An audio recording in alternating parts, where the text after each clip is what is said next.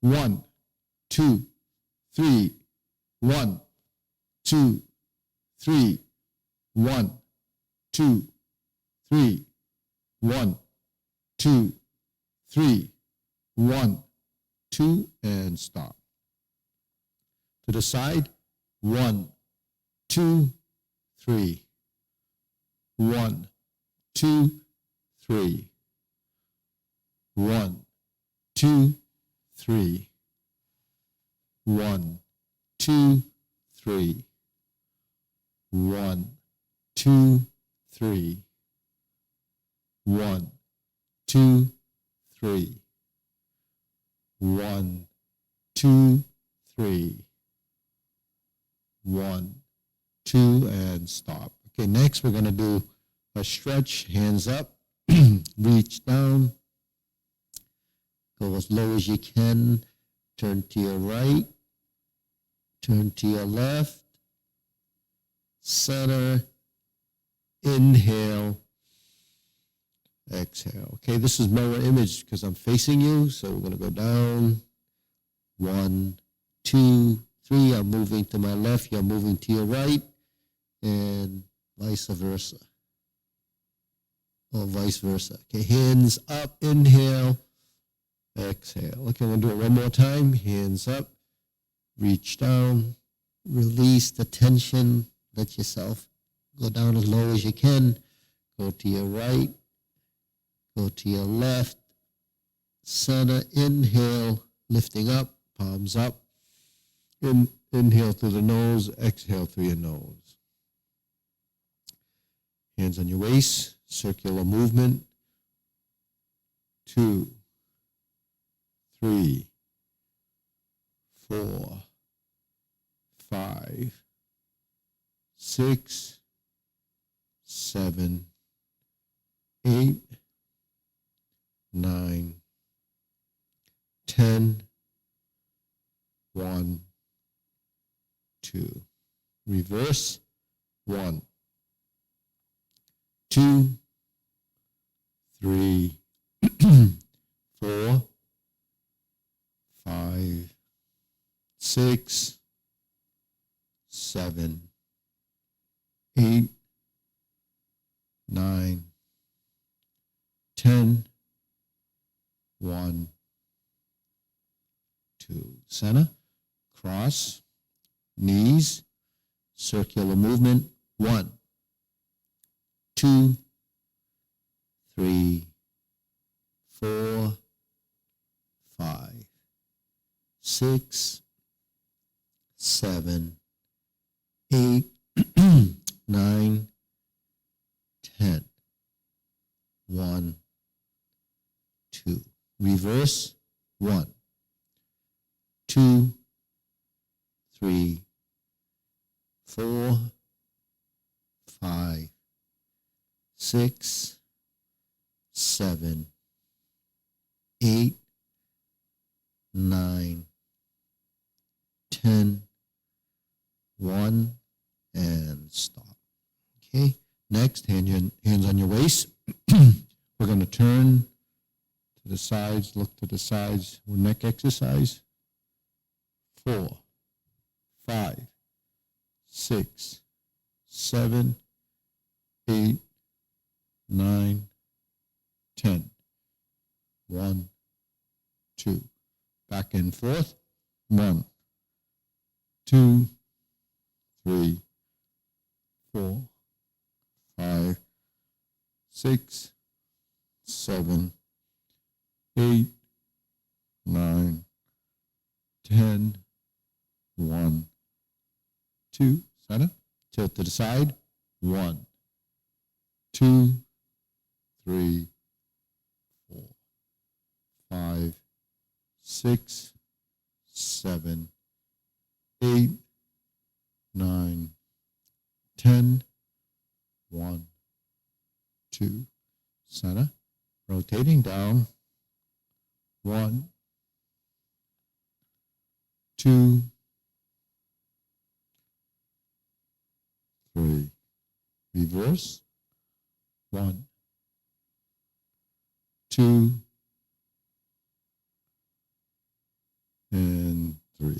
center.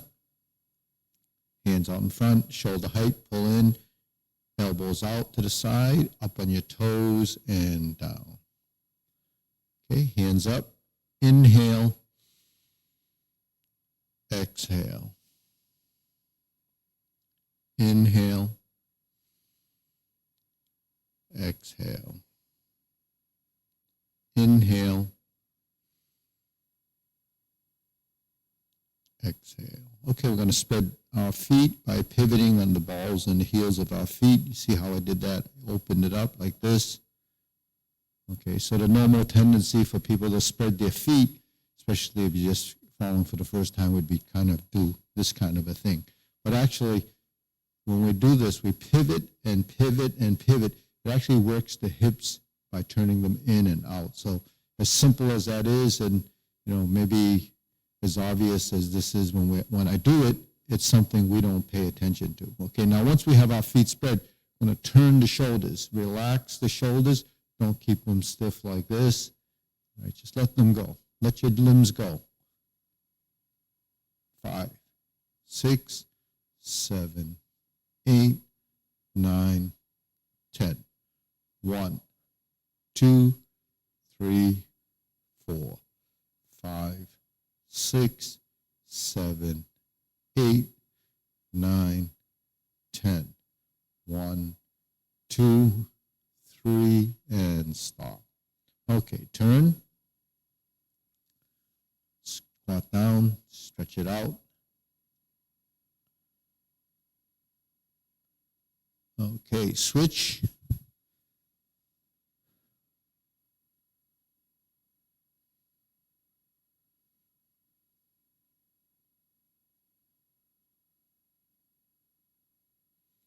Switch.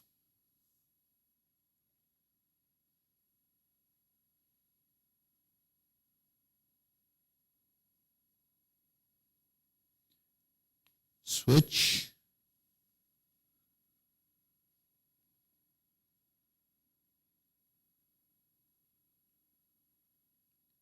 Okay, switch, straighten the front knee, work the knee a bit, or the back of the legs, straighten the knee. So go down as far as you can. Keep the back as straight as possible without kind of reaching down with your head. Work the back of the leg, switch.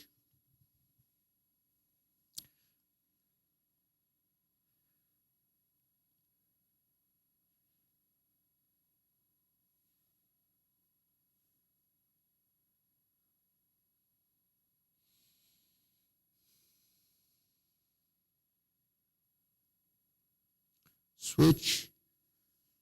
Just release the tension. Try to go down as deep as you can. Don't overdo it. Don't hurt yourself. Just try the best you can.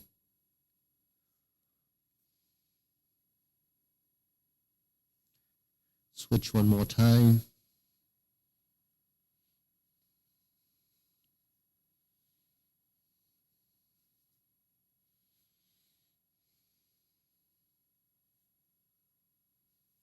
And we're back to center.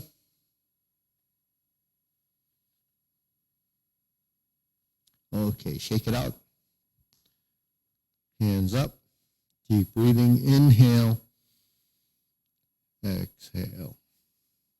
Inhale. Exhale. Inhale. Exhale.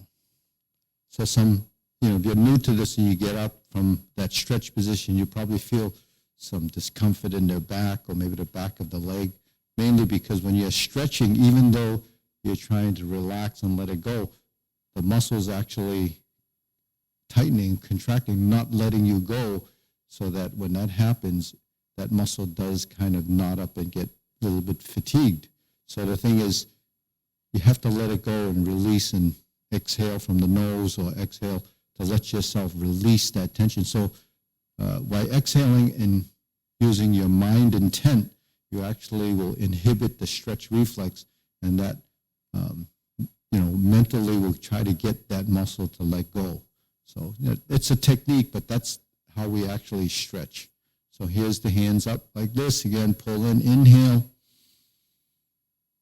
exhale, inhale,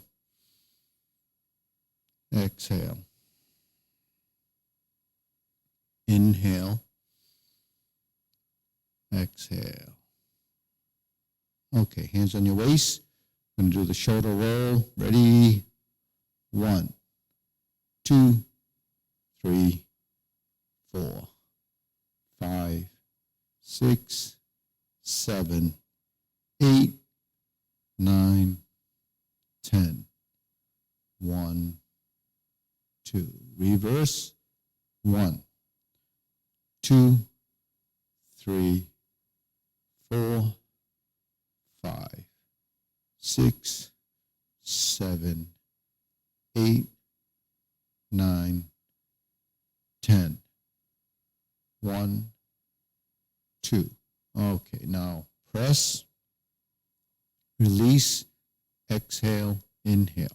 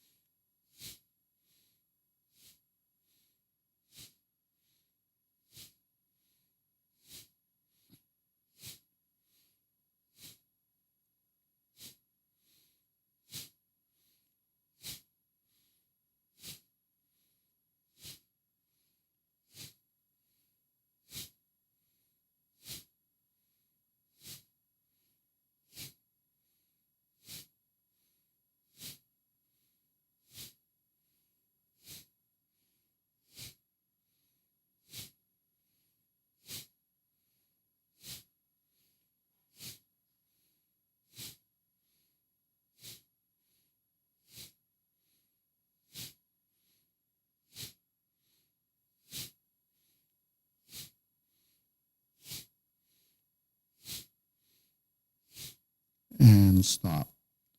Hands up. Inhale. Exhale. Inhale. Exhale. Okay, one more time. Inhale. Exhale. Now we're going to do the circular moves like this. I call it the wrist exercise, but it's really your arms. 2 circles. Take it slow, elbows and knees.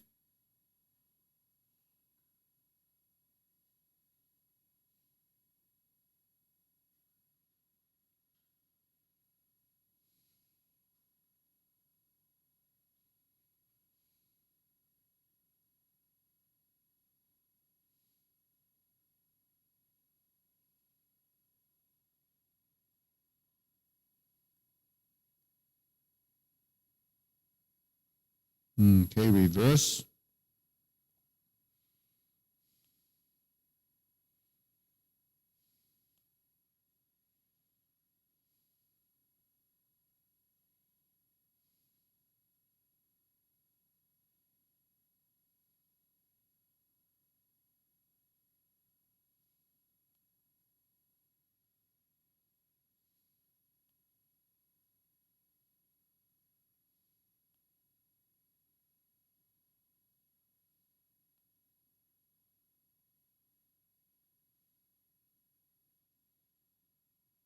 It's 2 circles. Elbows and knees are coordinated. In other words, when the elbows fold, so do the knees.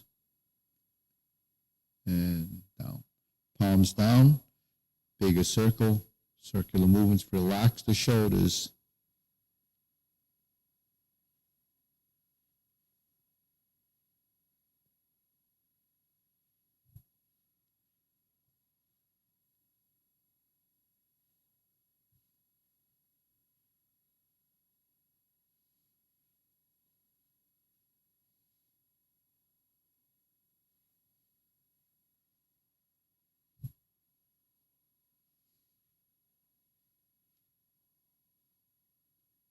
It's 2 circles. 1, 2, and then on the third stroke, go all the way up, as high up as you can go.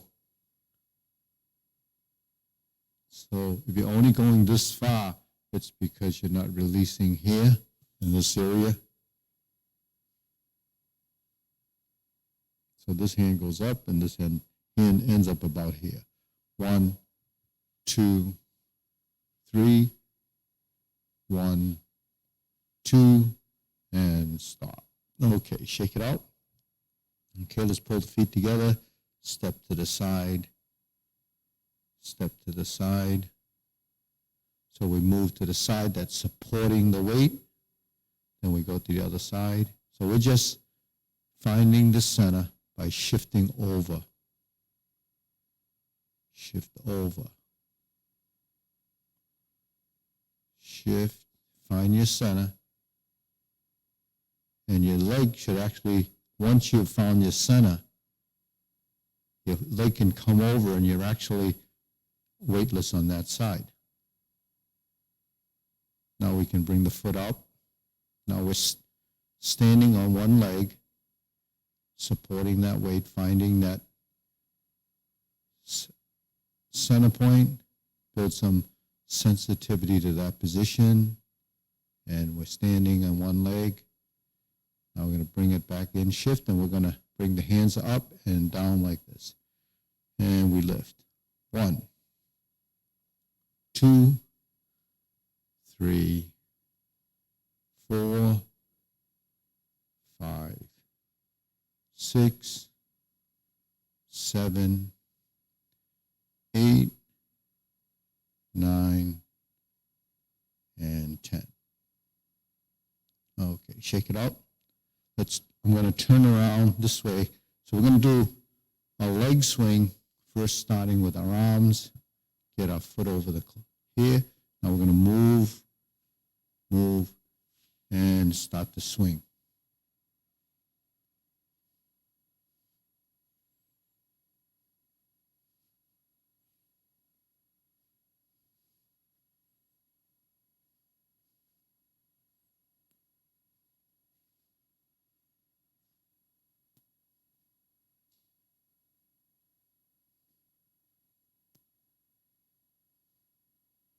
And center.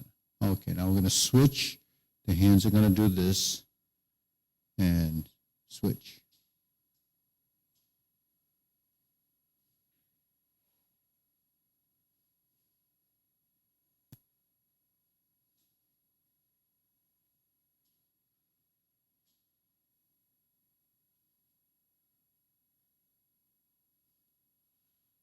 Okay, and center. So one way of starting is when we walk, we're walking like this. So we would initiate the movement, 1, 2, and then you just reverse it. And that's kind of the same 1, 2. You see the relationship is built just from that action. So when we walk, it's similar to that. Now we're going to go to the side, and this foot's going to swing right in front and then back.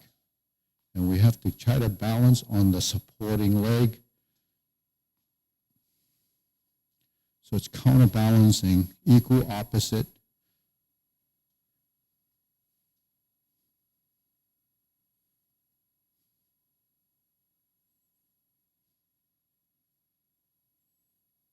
And center. Okay, let's go to the other side. Okay, we're going to drop and kick.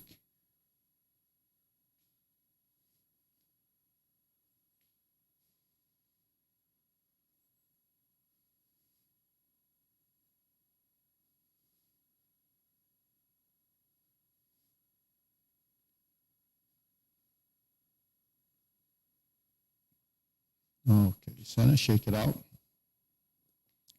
Hands up, pull in, elbows out, hands out, up on your toes and down.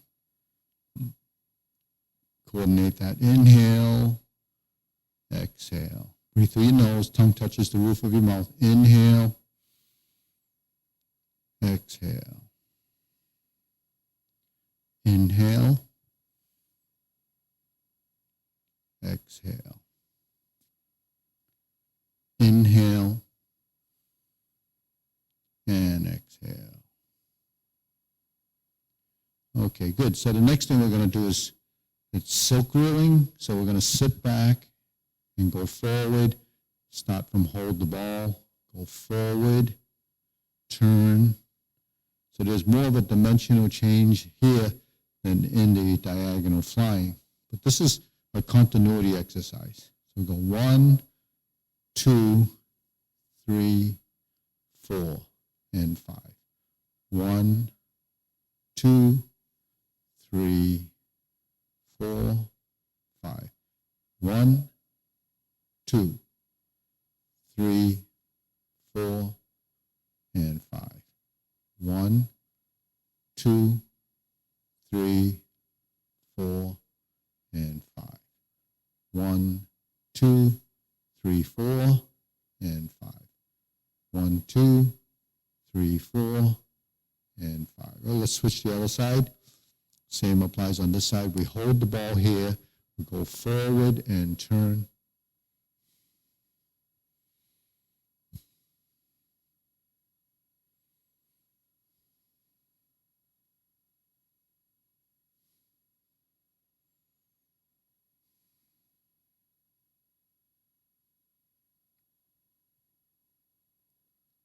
One, 2, 3, 4, and 5. 1, 2, 3, 4, and 5. And then when you combine it, it becomes 1, 2, 3, 4, and 5. 1, 2, 3, 4, and 5. 1, 2, 3, 4, and 5. And then we continue. We just cycle through a couple of more times. And you can see the body just builds this integration, and that's what we call unifying the joints, or integration of the body. The body's moving where the joints are working together as if they're geared. It's like clockwork, right? Hands up again. Inhale. Exhale. Inhale. Exhale. Now we're going to cross the forearms like this, so we can have one on each side depending. So we're going to cross like this. So I have my right hand outside, and you turn to your left. And you rise a little bit, and then you sink.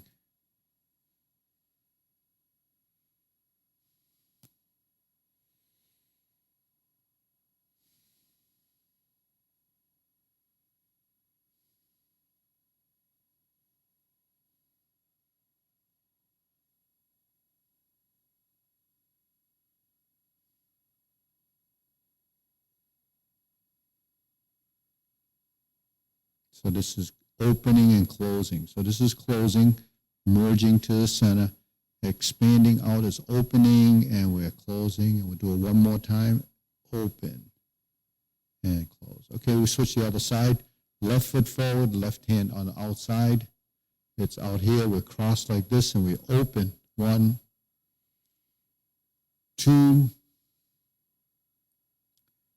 3. Okay, keep it going. So there is some up and down movement. So when you're watching, you're mimicking the movement, but you may not be able to pick up on every little action that's going in the beginning because you're watching or targeting certain things. So most people look at the hands. Then eventually you'll notice the arms. Then eventually you'll notice there's some leg work, and eventually you'll notice that the body is really moving in different directions. So that's part of evolving, and is part of sort of that visual understanding. And then you have to mimic the movement and visualize your own movement, imagining that you're going through exactly the same as you're watching or you're seeing. Okay, next, we're going to go to a parallel stance, shoulder width. Remember how we got the shoulder width? It's like this. And then I'm going to preparation.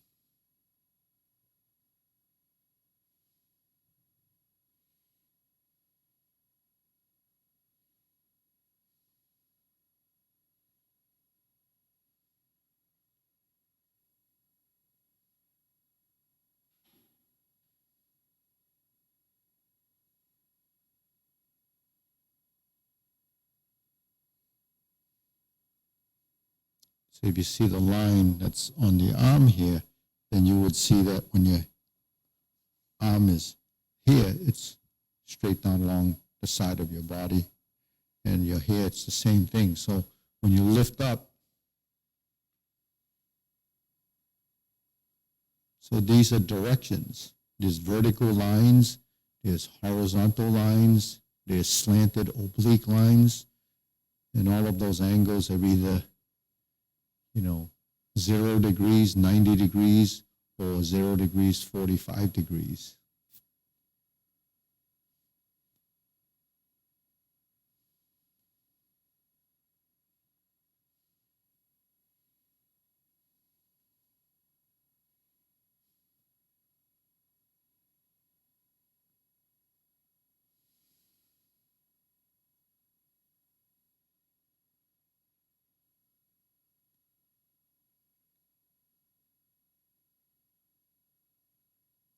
Okay, center, lower hoop.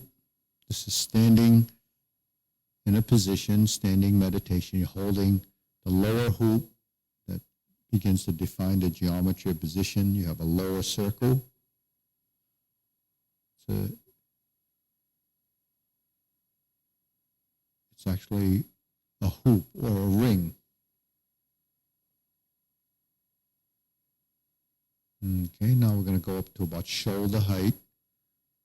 Okay, elbows are still lower than the shoulders.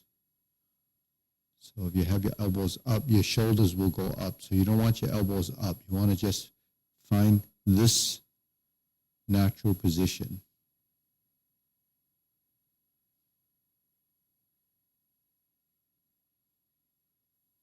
Clear your thoughts. Breathe through your nose, tongue touching the roof of your mouth at all times.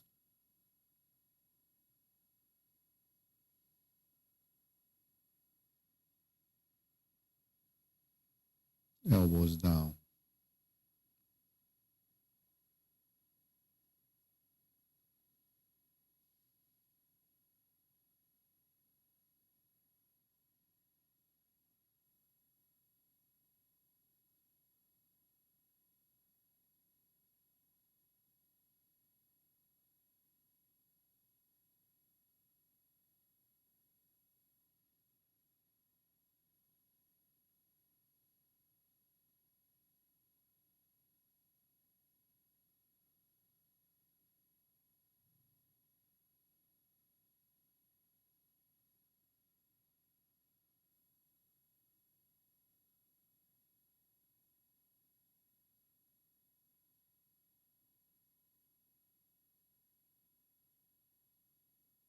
Now we lower, and the palms go along the side of your leg. Back straight, lift, chin tucked in slightly.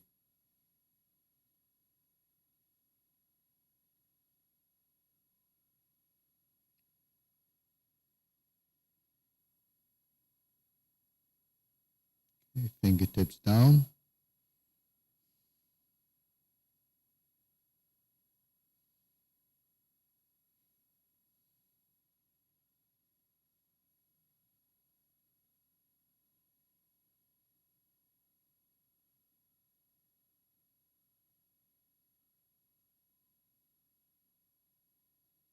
Okay, hands up.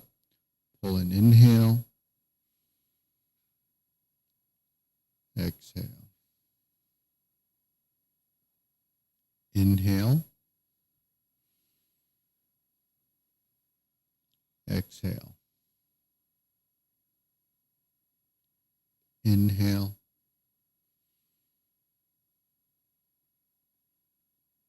Exhale. Okay, diagonal flying. So it's just this position starts here, hold the ball. So these are the postures in the form where we begin to start to label these postures. Okay, this is diagonal flying. A lot of people wonder if this is similar to Path the Horse's Mane. Essentially, it almost identical. An application might be slightly different, but this is Path the Horse's Mane or diagonal flying. Okay, switch. Let's go to the other side. Start from hold the ball, and we look down, gaze at the lower hand. So it's just one movement we lean to the front. That means the weight goes to the front leg, the weight goes to the back leg, and there's the separation, and combine to hold the ball. Okay, next, the palms go down. We find the shoulder width stance. Okay, we're creating the cloud hand movements, which is essentially these two circles, taking it to the right side, taking it to the left, and then we alternate the hands. One is down and one is up. One is down and one is up. We turn to the corner, and we move. Now we're going to move some weight over to one side. Now we're going to move some weight over to the other side. But try not to tilt. We're just going to turn, so you can feel the pressure changing on the right and left sides as we shift the weight. Now what we're going to do is when we move to the right or move to the left, we're going to bring the foot in. Then we go back to the shoulder width and move to the right. So every time you move to the right or left, you find your center. We did that earlier without the arms, but now we're going to do this just to find center. Okay, now we're going to move twice. Now we're back here, and the weight goes there. Now we're going to move out to the left, and then we find the center. Put the weight on that supporting leg. So whichever side you're going in is the side that's going to start to fill up with weight. So filling and emptying is a term I use sometimes as filling the leg with weight and emptying the opposite leg. Now we go back, we fill this side, that's the empty leg, we fill this side, and then we fill this side. So you see the relationship in the body allows you to move from side to side, and you're balancing and defining the direction of that force.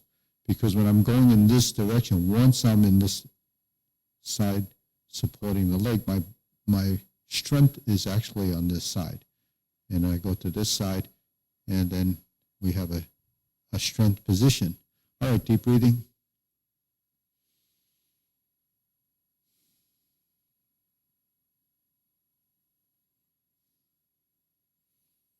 So when we think about, I just mentioned the strength position. So, we think of yin and yang. If you're in a strength position, there must be a weak position. So between the strength position, the weak position, and the weak position and the strength position is sort of the give and take between one position and the next. So when we move, we're trying to develop sensitivity and feeling of what is the strength side, the advantage side to you, so that you can be in a better position to sustain or balance or control your body position, your body posture, your body form. Everything related to how we're going to be moving is really the posture and its balance. So just going back to that little bit of stretching that we did, that's stretching the muscles, but the idea of the position and the posture you're in actually has a difference in how you're going to be stretching. So if your body's out of position and not in the correct posture, your stretching is going to be affected. So when we stretch, and I mentioned don't bend your head, fold from the hip, that's really part of the posture. So when you stretch, you have to be in the correct position, align your body correctly so the group of muscles that are being stretched, you're really focusing on that group of movements and that position. So now that's stretching. That's really kind of static. We're doing movements in space where there's some integration, but in order to create good movement, you have to release the tension. So stretching sort of a stage of learning to release the tension, but then once you start to move, there's this balance and give and take of what has to happen between your opposing muscles. So your musculature has to come into play in order to balance that. So, and that applies, the simplest thing is to fold your elbow. But if you're tense here, it's not going to fold. Okay, because this is what extends your arm. This is what folds your arm. So between these two groups of muscles, you have this, and if you can't control it, then it's not going to bend, it's not going to straighten correctly. So while we're going through this process of deciphering which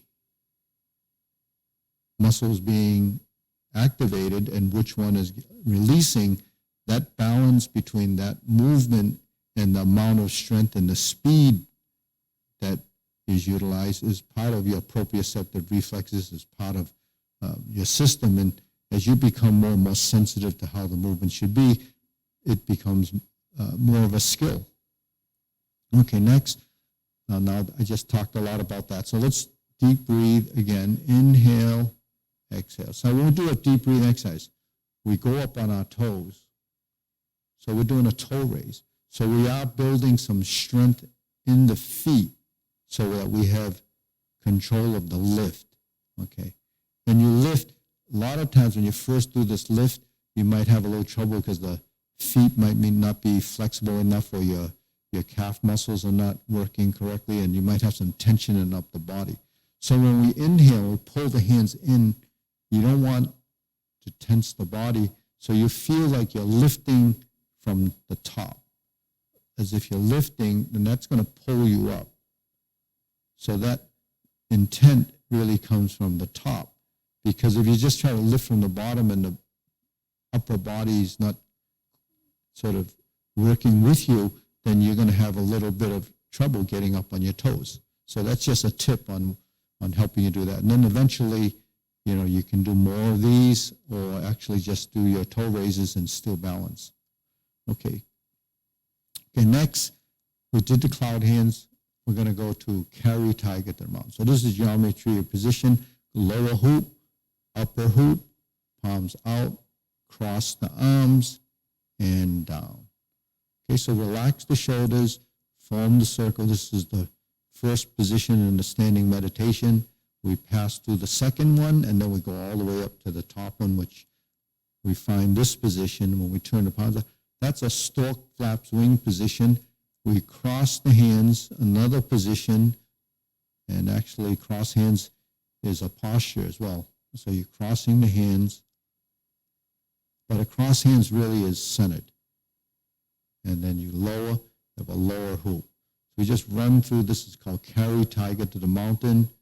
It's a transition to a final position. And that's the upper position. The cross hand is this position. The lower hoop is this position. So you say, well, where's the lower hoop position? Well, when you do palm strikes face, you have one of these. So all these positions that we have generally happen in, not always in pairs, but in different configurations. I might have a vertical elbow here and a horizontal elbow here. I might have a vertical elbow here and a vertical. This is actually elbow out position, so this would be not a hoop, but an angular position with an elbow out. But if I did this, that's actually your hoop. So you have a mix and a combination of the different geometric shapes that we have. So you have your triangle and you have your circles. Okay, now once we get to here, we're going to go to this position. In between the shoulder and the lower one, we have the center position, kind of where the solar plex is, and then we're going to do this. And the reason why I say it's about where the solar plex is because when you take your arm and you cross your body like this, here's your solar plex right behind here. So it's halfway point essentially to where your elbow is and your center. So if this is where your hand is going, then you have to define this position. So this is your space. If this is my space, the reference point should be that.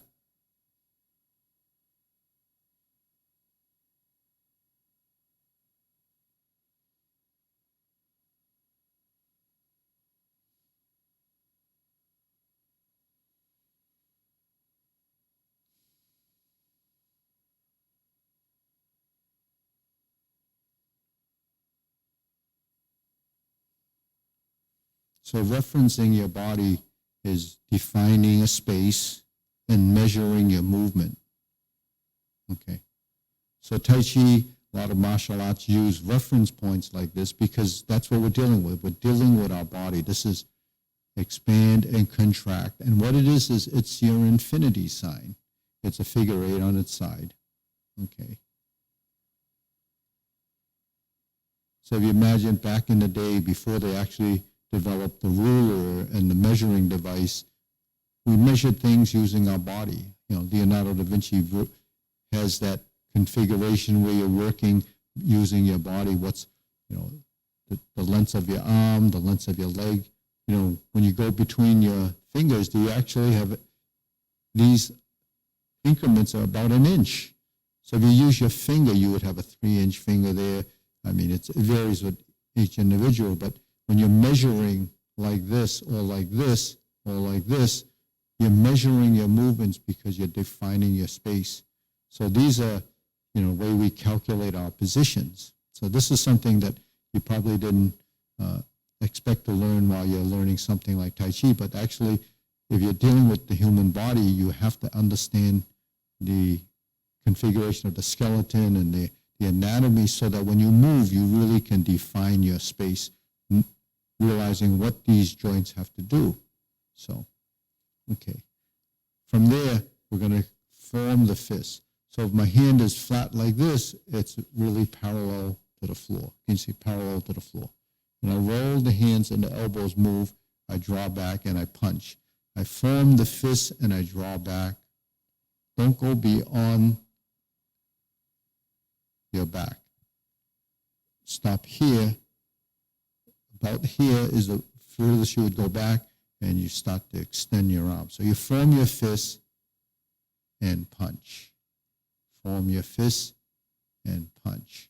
1, 2, 3. So you see 1, 2, 3. That's a side view. If I turn like this, there's a front view. The palms are up. The palms are turning. You're inverting the hand. You're forming the fist and you punch. Now where you see the divert, block, and punch in the form, and you draw back, you notice the body is turning. See, it doesn't really exceed here. Now, in other martial arts, we draw back and then you punch. Here in Tai Chi, we just draw here. So this is the limit and the extent your body would turn before you come back. So nothing is really as excessive or reaching as we would do in some of the other things. Now, later when we do the draw the bow, you actually will go to that direction because that's the alignment of this position. Okay, so form the fist and punch. Let's bring the hands to the center line, fold the elbows, strum the loop. 1, 2, 3, 4. So really that's your center line, it's your triangle.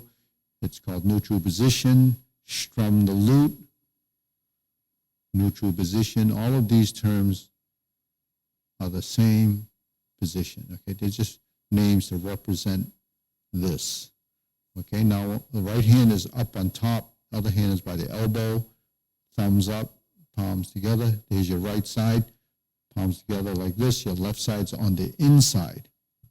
Okay, now we're going to flip the elbows.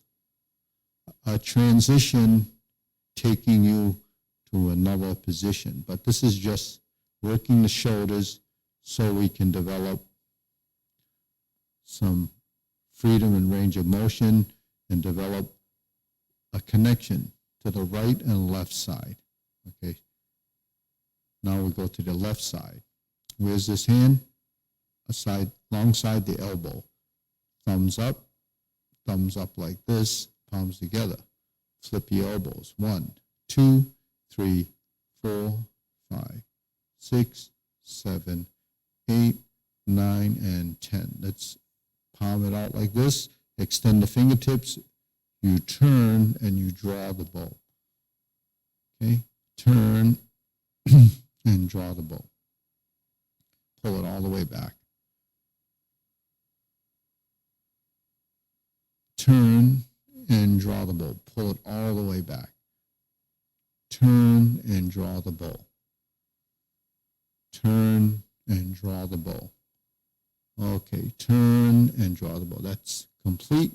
Now we're going to bring the hands down, spread the feet. Now we have a right hand on top. Okay, right hand on top, sorry. Left hand on top and right hand, okay? So whichever hand's on top is the direction you're moving in, okay? So this is the hand on top. That's considered, say, your dominant side. This is the side that's doing the big movement. The left is the big movement. And we're here. So this is called fan through the back. So when we're here, actually this is where we pick it up in the form. Because after insert the needle, we're here. And then that's fan through the back. But as a drill, we take it down and we take it up. We take it down and we take it up. So when we go through fan through the back in the form, you might say, so where is that movement? Well, it's this movement, but you're not starting from here. You insert the needle, this hand's here, you're starting from here. So that maybe will click when you get to that point in the form. Okay, now raise the hand, we're going to go up and down. So this one goes up, and the other hand goes down. Okay, so you have a go up through your center and lift. And lift. Okay, go up and out, go up and up. So you have a connection between the two sides.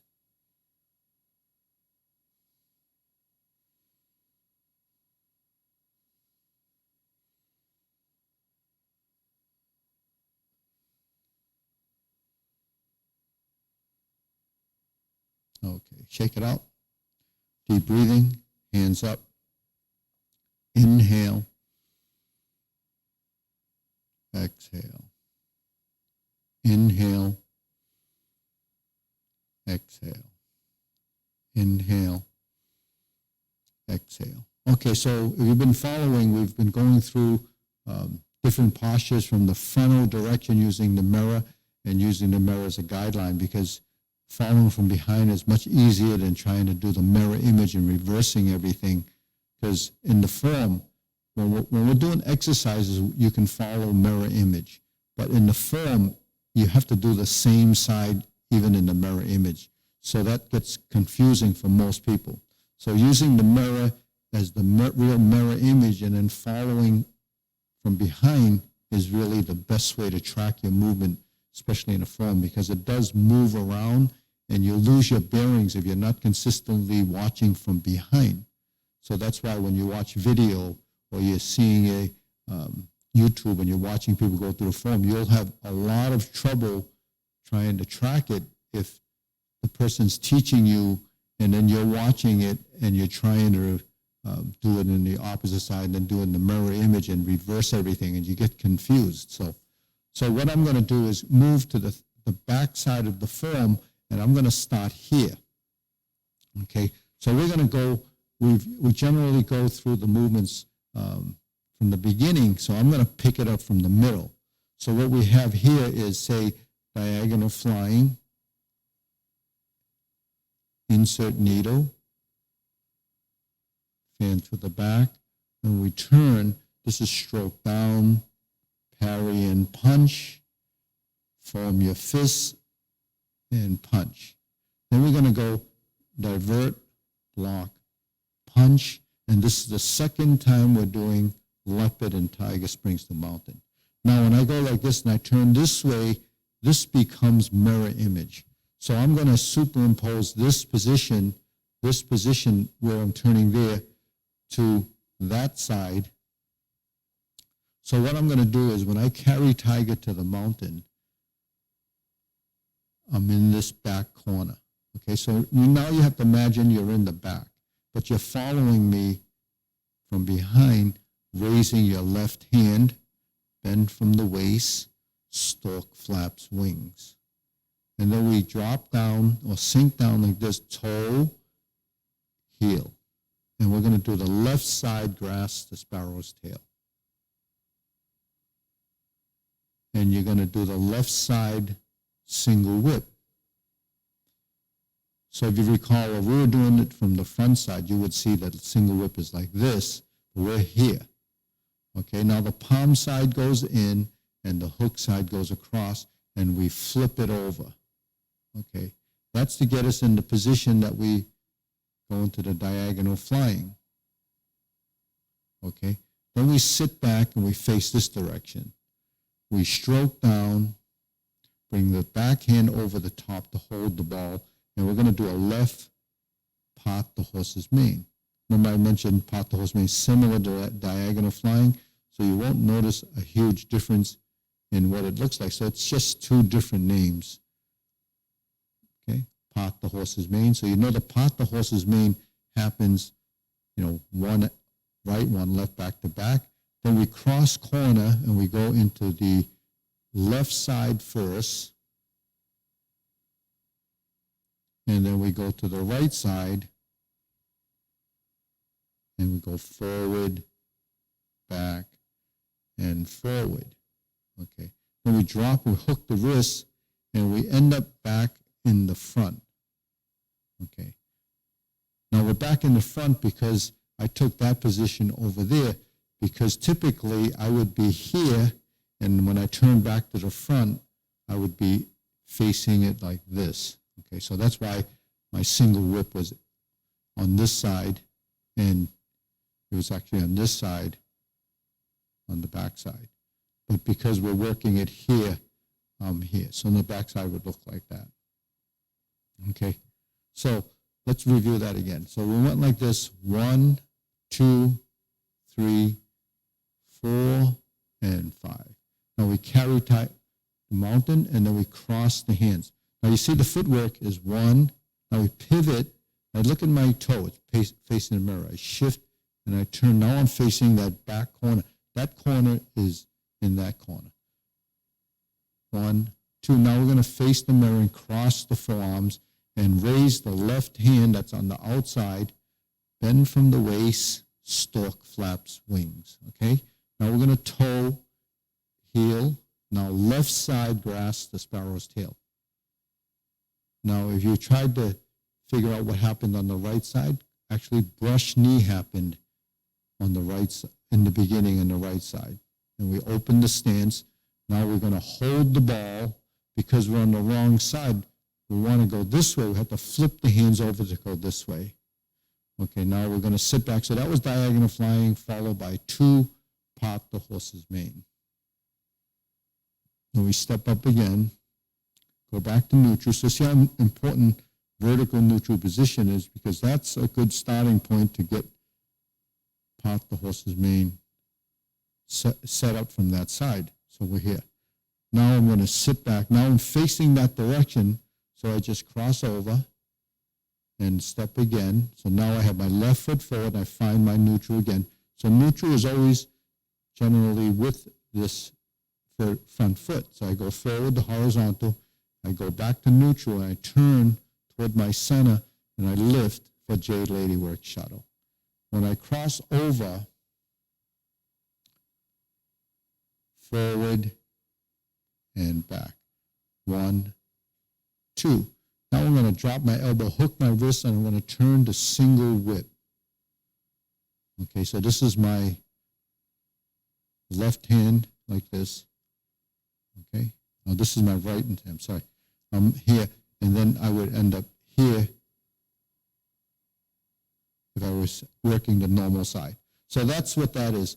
Now, I've gone over a couple of drills before where we do the crossover and so forth, and then the crossover and so forth. But I think we're going to run out of time before I can go through all of those. So we're going to go through the whole form from the beginning now. When I get to the backside, it's going to be not mirror image, but it's going to be opposite, so you have to be able to track that. Unless the camera switches and we're going to see it from the backside, you'll be able to follow it. Okay, preparation is this.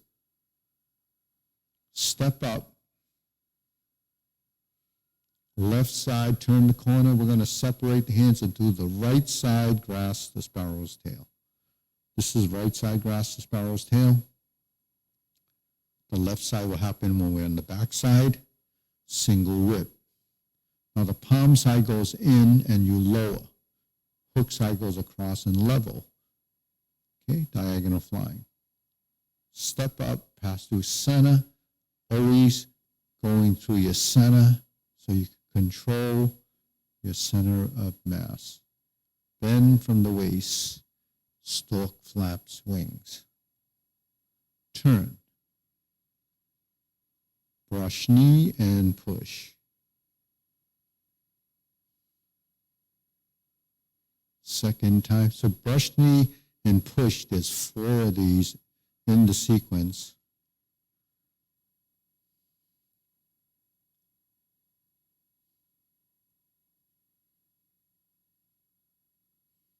That's your third one. See the vertical, the horizontal, the inside hand. When you flip, goes down, brush the knee and push. So there's 4. Strum the loop. There's 1, 2, 3. Step up, close the door. Sink the elbows, relax the knees, form the fists. Step up. Now you're on your left side. Forward, back, infinity sign. Cross the arms, leopard and tiger springs to mountain, and we're here. Okay? Find your neutral, turn, stroke out, fist under elbow, find your center, left side, and back. Retreat. Repulse the monkey is done 3 times.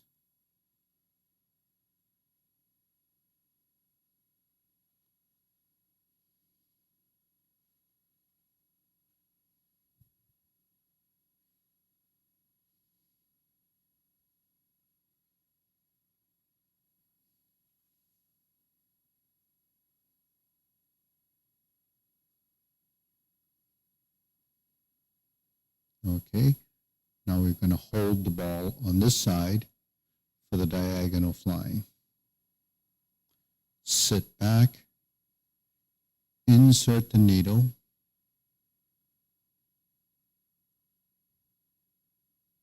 fan through the back, turn, stroke down,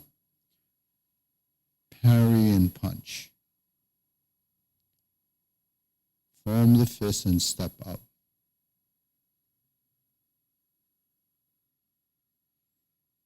Divert, block, and punch. Cross the arms, leopard and tiger springs to mountain. Neutral position. Actually, this is the carry tiger to the mountain. So we're forward. Now we're going to go up and back. Now we're going to cross the left hand to the outside. Now this is typically mirror image if you're looking at me, but you should be doing it on the same side. So that's why it's a little confusing, unless the camera goes to my backside and you can see that I went to my left. Now I'm going to turn. Now you take it from the back again, and we have the left side grasp the sparrow's tail. Okay, so we hook the wrist. Okay, we have this, hold the ball,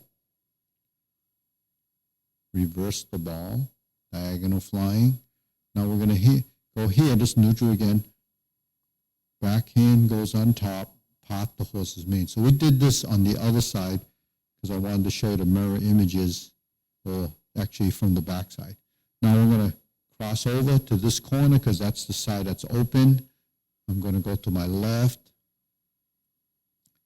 And then I'm going to go over to this side.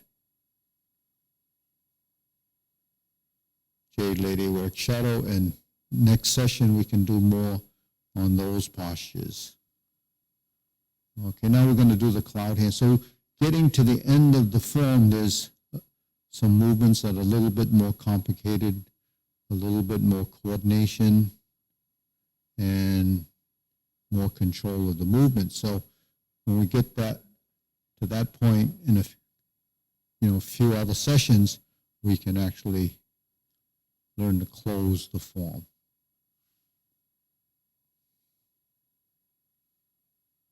Okay, good. So that's the complete Tai Chi Paradigm form. We're going to Do a deep breath. Inhale, exhale.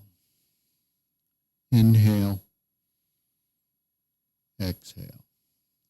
Inhale, exhale. So Tai Chi, the Tai Chi Paradigm, it's a teaching methodology. It's a registered trademark, and it is a teaching tool. Now, Tai Chi, a lot of people that have never studied, or maybe they've done some other martial arts, it's not just choreographing movement and slowing it down. That's what people think. Well, if I did whatever I do, I just slow it down, it's going to be Tai Chi, but it's not really true, because Tai Chi has very specific postures. It has lots of principles that control and are the guidelines to our movement.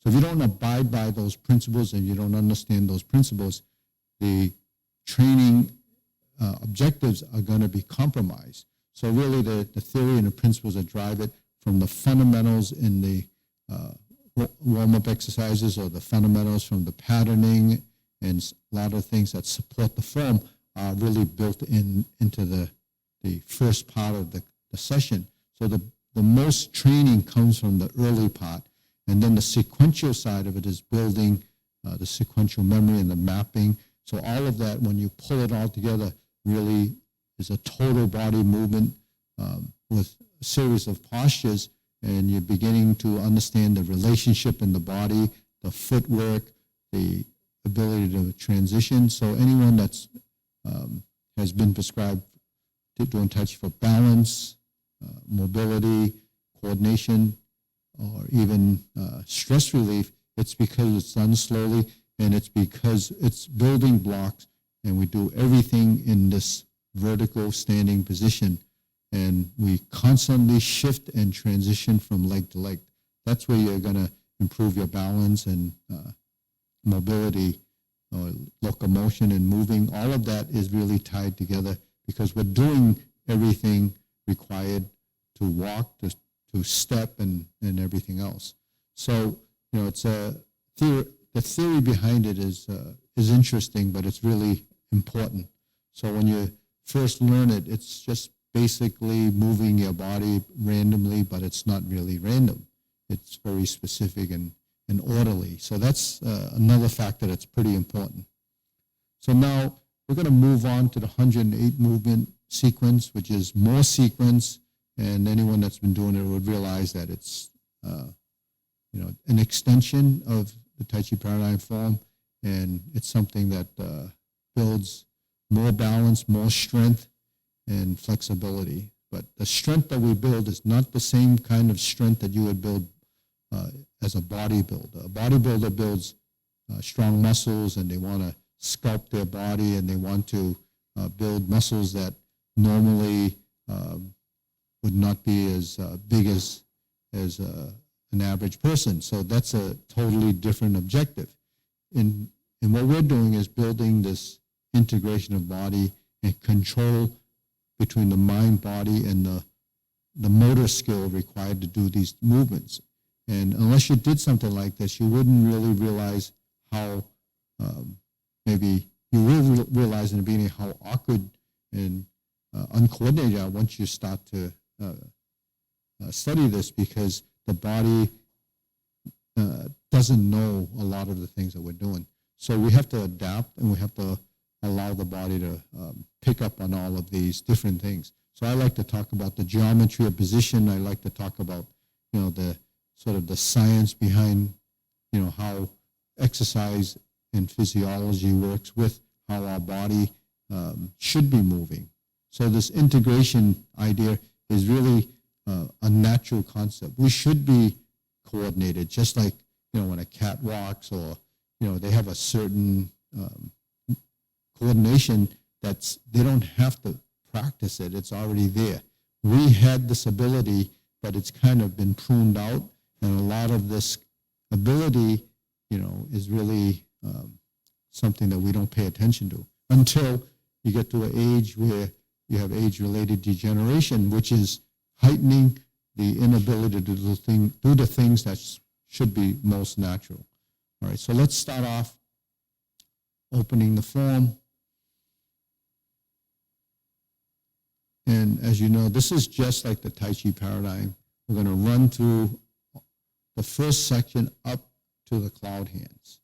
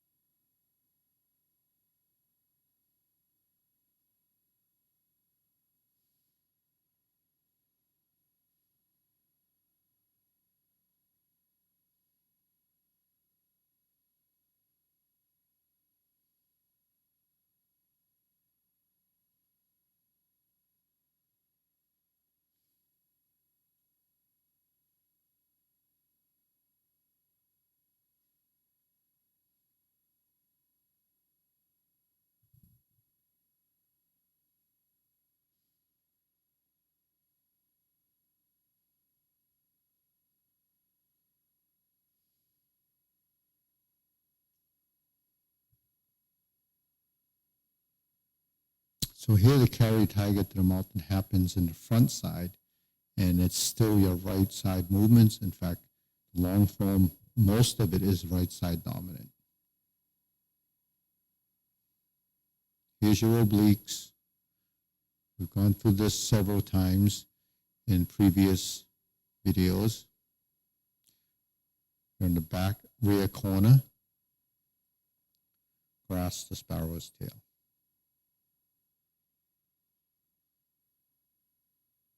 Oblique single whip. So these are your obliques.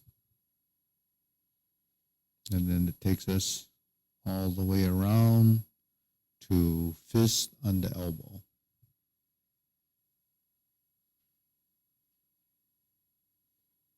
Now this probably looks the same to you.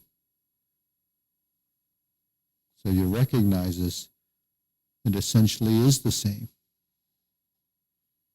So it's a sequence, and you've already recognized it as part of the form, the Tai Chi Paradigm form. So it's not relearning everything. You're starting from a point. You know, instead of holding the ball, we're going to turn and carry tiger to the mountain a second time with the twist step and the opening of the stance till we go to this position, and then hold the ball from here. That didn't start from single whip, it started from that upper position. Then we step up again, pass through your center, raise the hand. Now we're going to turn. Instead of doing brush knee 4 times, we're going to do it once. Now we're going to do it, insert the needle.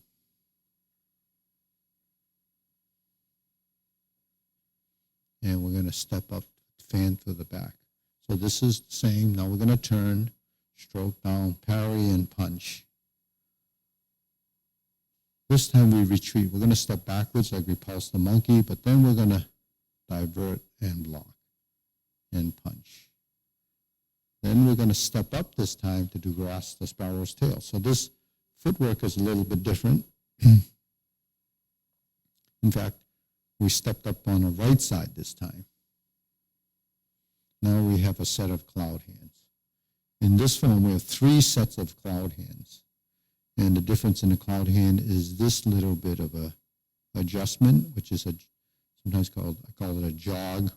We go over here, we kind of adjust. And it just gives you more focus on the rooted leg. The rooted leg is the weighted leg. And then we open again. Now here's your lower hoop. Here's your vertical elbow. You reverse the ball. This is high pat the horse. So a lot of reversing here. Lift the knee, and we're going to do a front toe kick or instep kick, and then the hands here. Now we're going to do the left toe or instep kick. We're going to cross behind, pivot, put the right hand on top, fold the elbows, lift up balance, and do the heel kick. And then we're going to go down. Brush knee, right. We're going to go to the left side, brush knee left.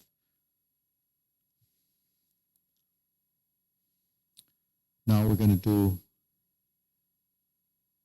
the planting punch. So it's like a back fist stroke down when you do the parry and punch, but now it's off the back leg. See, so there's the difference. And it comes from the elbow. We turn, parry and punch. So we actually split it into two separate directions or movements. Now we reverse this again, and we go to the corner, and we fold, open the stance, and we're going to go behind with a cross stance, and we shift the weight to open to a position like this, like Jade Lady, but it's actually, we just transition through to beat the tiger. So all of these is really geometry of position. Now we're going to do this, right heel kick, and two punches to air. Bring this hand down, flip it over, fold the elbow, open the stance, or open the leg. That's a potting leg. So potting leg is like a crescent kick, and we just turn and we flip the hands. You fold, your right hand should be on the outside, and we open. And then we stroke down, invert the hand, and parry and punch. Form the fist, and we punch. Divert, block, and punch. Now, when we go through the form, when you're first learning it, it's more blocky. But I'm running through the form so that the people that know the form will still get the ability to follow. And we're going to do the obliques again. So the last few classes, we haven't been able to go through from beginning to end. So I just at least want to get this in and continue again. Grasp the sparrow's tail right side. Now, instead of going to the oblique, we're going to go straight to the front. Then we're going to hold the ball, reverse the ball, adjust the feet for the diagonal flying on the right side. Now we're going to turn, pot the horse's mane 5 times. So because it's done 5 times, it must be an important posture. So you can see that the postures that will focus or emphasize more are the ones that really make a difference.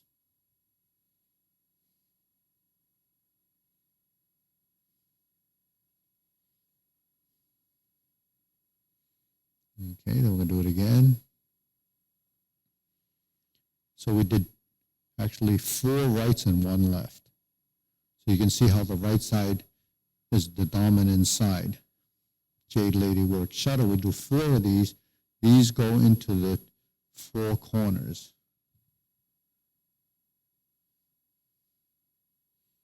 In the second corner, you have pot the horse's mane. Okay, in the third corner, we have Jade Lady work shuttle, left side, and then we're going to turn, sit back, pivot, shift, and cross. And then we step up. Now we're back on the right side. We do the Jade Lady work shuttle, So on the fourth jade lady, you go back to neutral and grasp the sparrow's tail. Now we're going to hook the wrists and we go back to center. Now we have the second set of cloud hands. Hold the ball.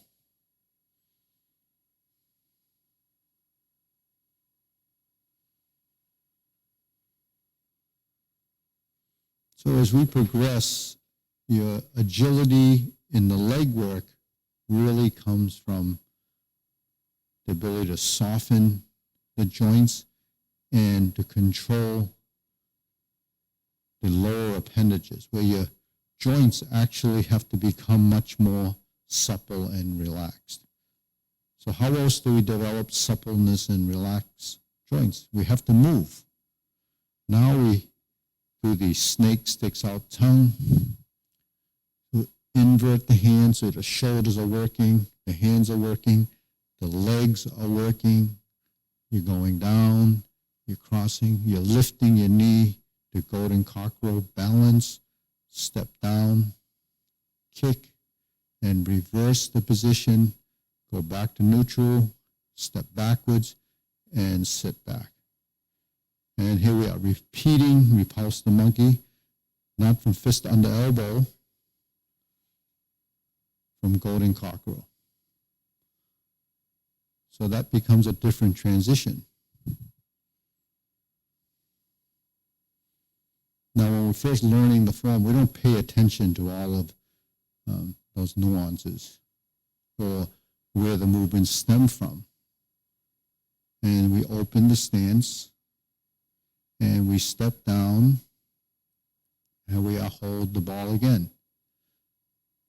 Then diagonal flying, step up, press forward, raise the hand. Bend from the waist. And here we are, stork flap swing again. Now we're going to turn. We're going to do brush knee one time. Insert the needle.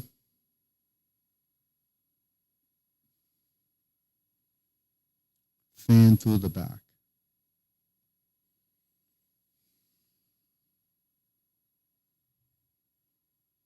Parry and punch. Off the front leg. Now the planting punch was off the back leg. Now we punch, now we step forward, divert, block, and punch. So we did that in the Tai Chi Paradigm. Now we're going to step up again, grasp the sparrow's tail.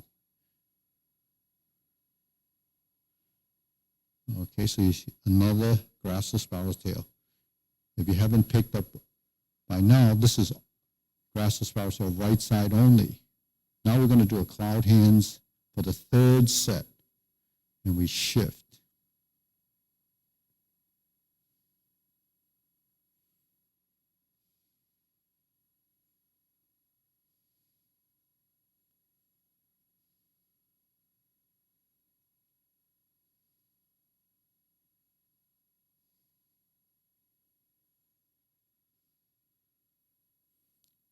Okay.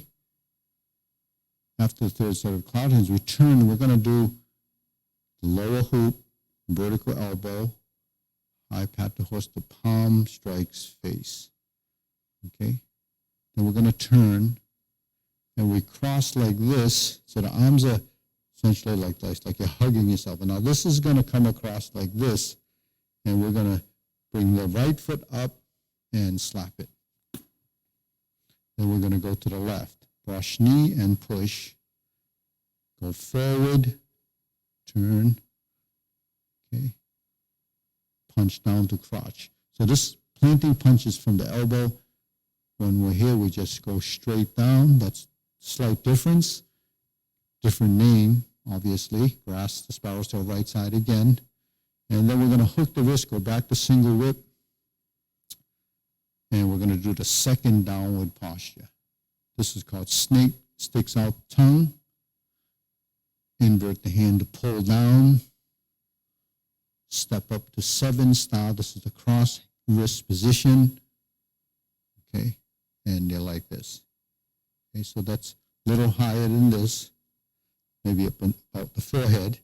Now we're going to step back, open this hand, turn, hook this hand, step up to ride the tiger.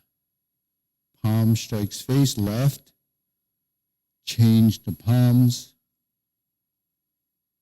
reach to the right, move the leg to the left, and go up. Down, draw bow to shoot tiger, center line, lower hoop, palm strikes face, left side. Here's your parry and punch again. Then what do? Step up. High pat the horse. Step up again to right side, grasp the sparrow's tail.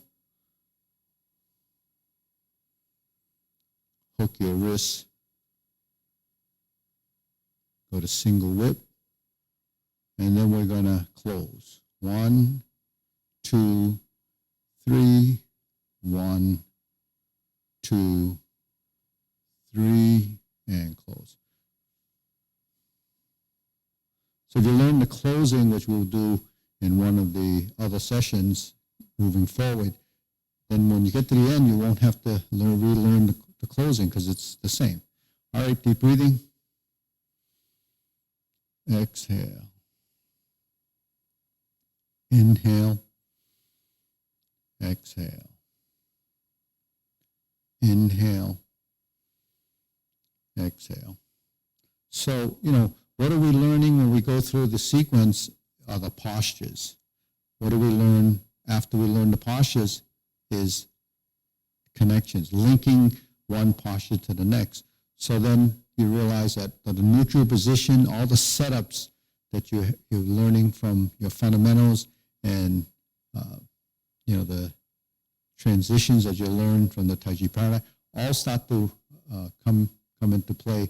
And then as your movements become more ingrained in the body, it gets smoother because you're taking out, the linking of the movements by rounding out the corners. So a lot of times that would just happen as a course of your practice.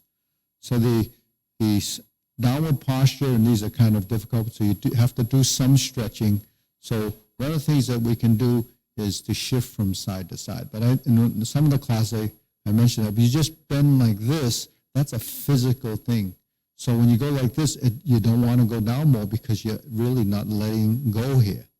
So if you shift over, you have to actually let it go. In fact, bring your butt down toward the knee, and that will actually allow you to let go. If you don't bring the butt toward the knee, then all of this kind of binds up and says, well, that's as far as it goes. But that's not as far as it goes because this isn't releasing, that's not folding, and it doesn't allow you to do that. So when we do this, it happens the same on this side. So that's what a downward posture is. It does take some strength and flexibility, and if you don't have the strength by doing that, I mentioned that you hold a chair. You hold your chair and you go from side to side just to build not the strength, but the position. First find the position and then work toward getting to that position. And then once you've found the position, then it gets a bit easier. So finding position is very important in any of these. You have to find your position. You have to find your position. And what happens when you find position is you start to build muscle memory. Muscle memory, joint angle, positions. These are all the things that I talk a lot about, but it doesn't click right away because you've never really worked with joint angle positions or transitions that require some integration. So how do we do that? How do we get to the point where we can do that? You have to practice because specificity training has to do with doing the task at hand. So if you want to improve this, you want to improve this, all of those things come into play as a course of that practice. And the more you do it, the more you, more frequently you see it, the better images you have in your mind because everything is drawn out of what we've stored up in here. We have images up in here. We have audio information, which is really explaining some of the things that are important, and you can't recall all of that at once. So you have to hear it a lot, you have to see it a lot, and then you have to do it a lot. So that's really what happens. So, but what does doing it a lot mean? It doesn't mean spend 7 hours a day doing it. Doing it a lot means several times a week. So that really will make a difference. And should you do it several times a week, several hours a day? Probably most people don't have the discipline to do that. But if you spend the time doing a few of the sessions and classes, and then as you evolve, then becomes part of your routine, then you might spend 3 days as if you were doing a class, and then in between supplemented with things that you've maybe picked up on and drill on it. Drilling means, say when we're in a grass the sparrow's tail movement, and in the form it's really only on the right side. The advantage of doing the Tai Chi Paradigm is you do it on the left. But the more, say we do this, 1, 2, 3, 4. That's totally in the front direction, not very much twisting in the shoulder, just kind of forward and back and forward. Now, but we know that there's forward, backward, right, left, center. So where is the right and where is the left and where is the center? So you have to define that as through your understanding, and eventually you'll build more intuition, more of a motor skill, finding the space. So if I talk about 45 degrees, there's your corners. If I talk about center line, there's that. If I talk about forward, there's that. So in this position, and I go forward, I go to the round out. When I bring this hand to here, I have a pressing in the forward position. So this position forward. This is back. Okay. So the first time I went straight back. The second time I went over to here. Okay. The third time for the push, it's here. So I'm going 1, 2, 3, 4. You can visualize a triangle. Okay. So a triangle is kind of angular. Well, it is angular, but it's not very fluid. It's just back and forth.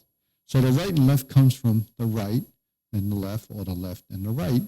Then when I combine the movement and I start to maneuver, then because I'm turning, my arms are actually doing the same movement. But I added a new component as I rotate the waist. It adds the volume to the movement. Now the volume and movement tied together in a directional change becomes a fluid movement. So when I go like this, and I go like this, and I go like this, now the volume of movement starts to change because I've started to create more of a body movement. So your body starts to get accustomed to the motion, and that's what has to happen, because when you dial in this and this and this, then you have to get this. Then you have to get this. Then you have to get this. So all of those bits of components have to blend together to get that one posture. So that happens with that posture. It happens with every single posture you're working with. And when you go through that, because you have 37 postures that are different, and of those 37,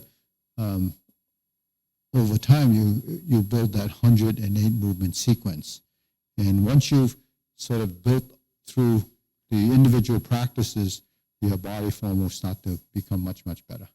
Okay, so on that note, I hope you got something out of it. More of it's heightening your understanding and letting you know that, when you reach your threshold in your form up to the sequence or after sequence, how do you get beyond sequence?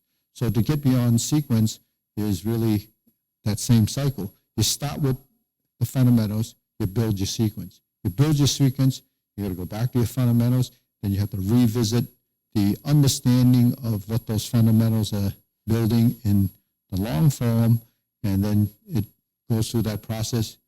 You will evolve, the movements will change, then you go back, the form, sequence, and the execution evolved, and then you have to go back through it again and again. So you have to learn this form over and over again, and on the sequential level, it really doesn't change.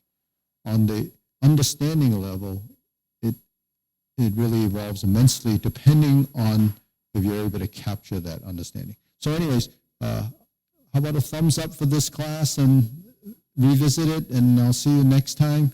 Hopefully you got something out of this. The social media has really expanded a lot. YouTube, if you give us a thumbs up and subscribe, that would be great, because that just gives us more numbers, and more numbers are good because we'd like to be in position to share as much as we can while we're, in this environment of, getting locked down and so forth. So it's already been over 50 days, and it's gone by with a blink of an eye. So in these 50 days, you probably have seen a lot of different videos, or if you've been following, you can go back and revisit them. All right, on that note, have a good weekend. Stay safe. Wear your mask, because we're in Newton, and I think they've decided that there's a $300 fine if you don't wear it. So it might be worth wearing.